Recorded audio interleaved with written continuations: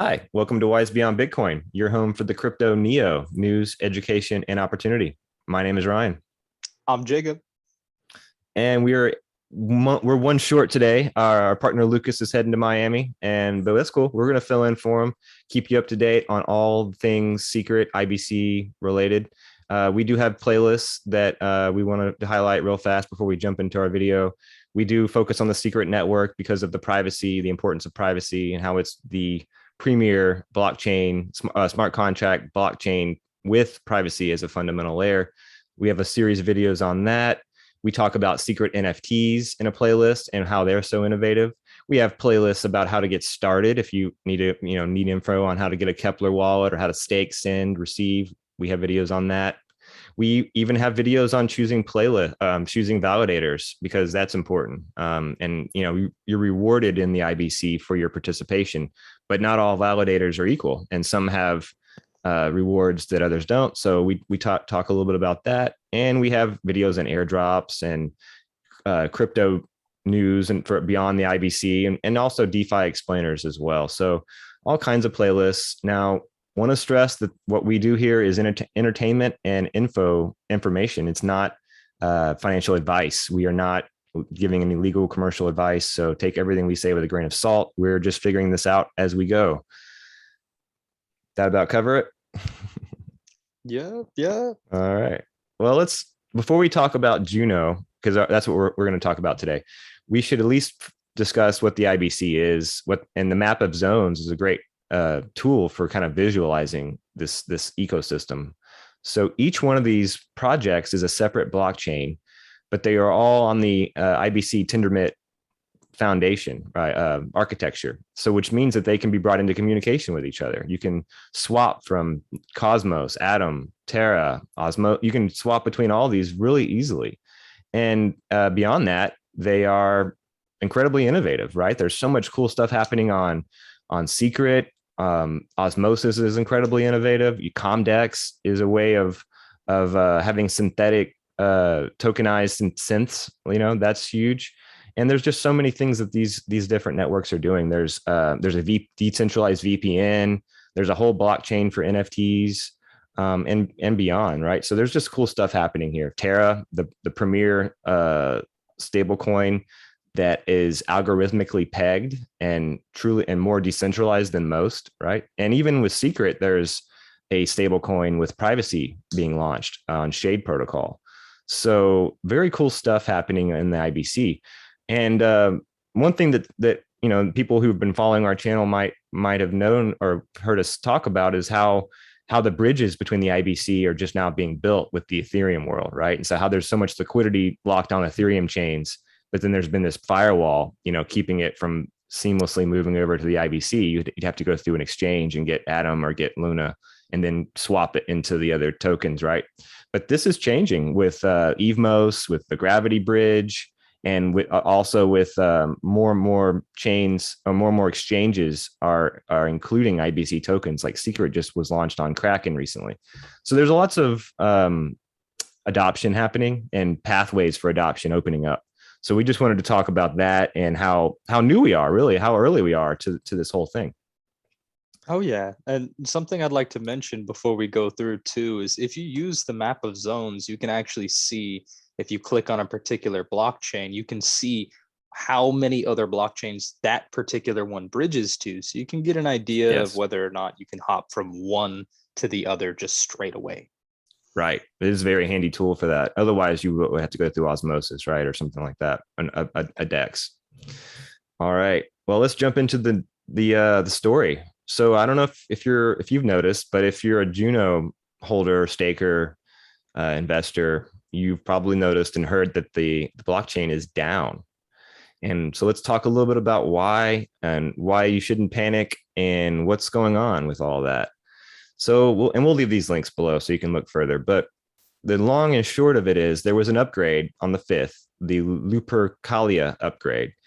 And during in this time, there was some sort of a consensus dispute, and the blockchain was not able to settle on a single block. So it just shut everything down. And there's lots of talk about, well, what's going on. I've seen tweets about a malicious smart contract that was launched, but all of this is, uncertain right now. There's a lot of really what they're in the evidence gathering phase. So we're not really sure what the problem was, but we do know from Jack Zampolin, who is a core developer on Juno, that they do believe that they can get Juno back up by today. There's a path, and they're testing that this morning and should have a plan by the afternoon. So that's encouraging, right? There's lots of people working on this, lots of smart people, and that, there's a path forward, and looks like we'll have this up and running shortly. So I kind of just wanted to touch base on what's going on with Juno and talk about that, right? But one of the good things about this is that this is something limited. The IBC is not. It's not. These faults aren't spread to other chains. So if you are in holding other assets, you can still buy, sell, and you can even still buy and sell Juno on osmosis, right? It's really just interacting with the chain directly, like staking and all staking and claiming rewards. That's where there's an issue. So there is still some usability going on here. So I wanted to highlight that. Beyond that, it's also great that I'm getting to the part where I saw it earlier. I might have missed the tweet, but basically there's a part about how this is great, that the sense that the chain is resilient and doesn't just continue with, say, a bad block, right? If there is something malicious happening here, you want there to be some kind of like a circuit breaker mechanism to where, malicious code, malicious contracts don't just become embedded into a block and become, code is law, so that you wouldn't want something bad being made permanent, right? So that's encouraging, right? And I think a great example of that would be another great example would be some of the other blockchains that we look at and how they have stopped working and some of the problems that they have had. And whether it's a validation problem, whether it's a attack on the blockchain itself, when you have that layer of resiliency, it really helps out for the chain's overall security. Right. Safety over liveness is what Zaki says. And this is the quote I was looking for when I was flailing about scrolling. But essentially, the idea is if there's no agreement on truth, there's no new blocks. And so this validation, this consensus mechanism, it needs to be able to have a way of saying, hey, wait a minute, we don't know what's going on, like a circuit breaker. So all in all, safety is more important, I think, than being able just to have consensus at all costs, right? Because it's important to have truthfulness, not just consensus. And if we can't agree on the truth, then it goes to show there shouldn't be any new blocks. So excited to see all the people running together to try to put this fire out, right? It's a big community, lots of cooperation happening, and we're going to keep updating it all. We'll follow it. We'll put these links in the description if you're wanting to read further. But best wishes to Jack and the rest of the Core One devs to hopefully get this solved by the afternoon, by this evening at the latest, or today. And that's about all we have to say about it. Anything you want to add? I'd just like to add that I personally have my Juno staked, and the way I kind of view it is it's just something that you set and forget a lot with staking. And I think a lot of people who have that mindset of, Juno's going to be here 5 years from now, these blockchains are going to be here 5 years from now. Right. This is all short-term scares. Exactly. Growing pains, I guess, right? Yeah, exactly. And we forget like how, because Secret's been out for a long time, and Lunaterra has been, popular for a while, but the IBC and all these blockchains being put on this Tendermint Cosm on this architecture, this is relatively new, right?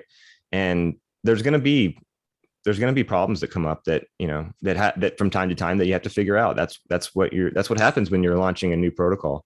So definitely nothing to panic about, and we'll see how it all shakes out. We will definitely update you when it does go live, and we'll talk about that. And till next time. Namaste. Adios.